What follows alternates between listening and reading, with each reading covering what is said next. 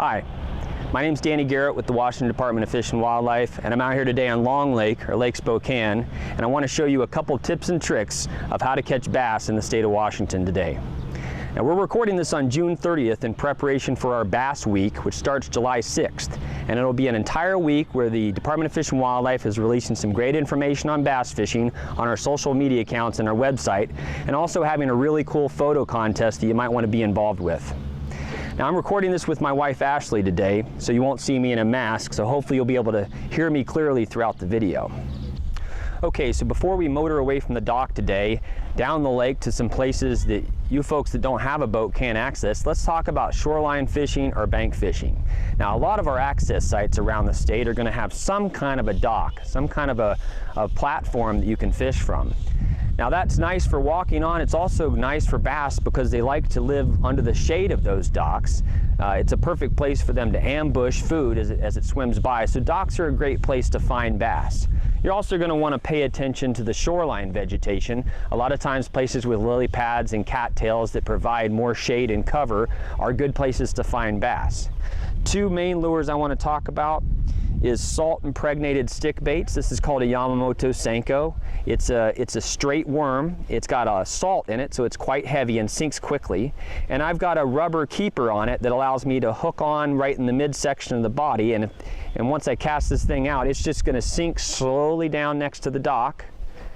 And it's just an irresistible bait to throw for bass when you're a beginner, and you don't need to do much. You basically need to just put it in the right spot next to the dock and let it sink, and the lure does the rest. And it's just keep an eye on your line. When it starts to shoot out, you know you got one and you set the hook. The other lure is a drop shot worm, which is hooked on to a small hook above a small weight. This weight will go down and sit on the bottom and keep this worm right up off the bottom. And this is just another really subtle presentation that bass find irresistible. This is a sniper snub, but there's a lot of different plastic worms you can use. Doesn't matter too much. The point is that these are very easy baits to catch bass on, and it's an easy way to get started if you're brand new to bass fishing. So we're going to try a couple of these lures around this dock and see if we can't coax a bass out of the shadows. So the trickiest part about fishing around a dock is simply casting it and getting near the dock, but not tangling up on the dock. So I'm going to do some little underhand flips, and this is something you'll want to practice as a beginning angler to get your lure a little closer to where the bass are hanging out.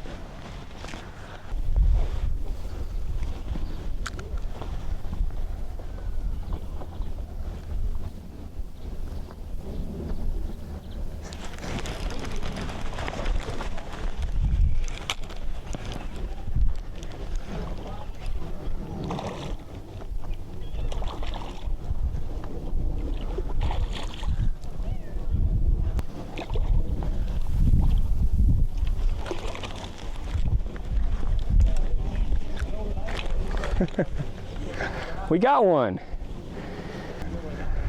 All right, so we caught a little smallmouth bass from out underneath that dock. I just casted that worm in the shadow of the dock, and he raced out, gobbled it up, and we hooked him right in the roof of the mouth. He's not a giant fish, but it's a great way to get kids involved in bass fishing. Bring them to a dock with a little bit of depth, a little bit of vegetation. Get a drop shot worm close to the dock, and you're bound to hook into one.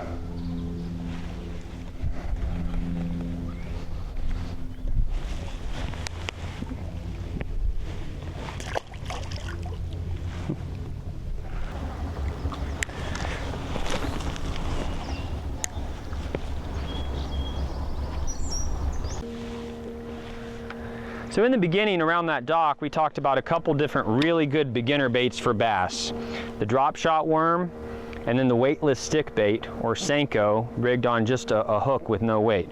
Another bait worth mentioning is the jig.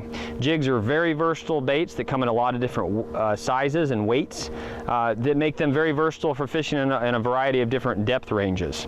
This bait's called a swim bait because it's meant to be retrieved back to the boat or swam back to the boat at a slow rate.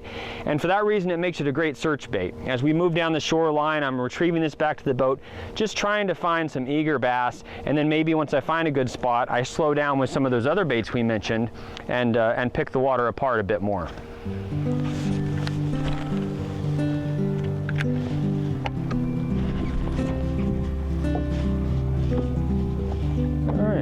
Hooked a little guy on the swim jig.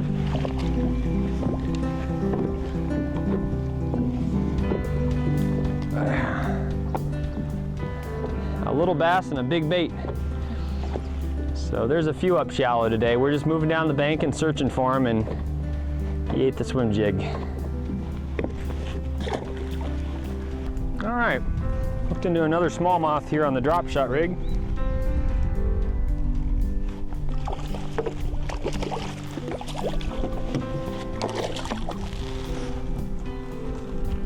There he is. Smallmouth bass love the drop shot worm. If you're really frustrated and you can't get a bite, just stick with the drop shot. You can't go wrong. About 1.5 pound smallmouth. There he goes.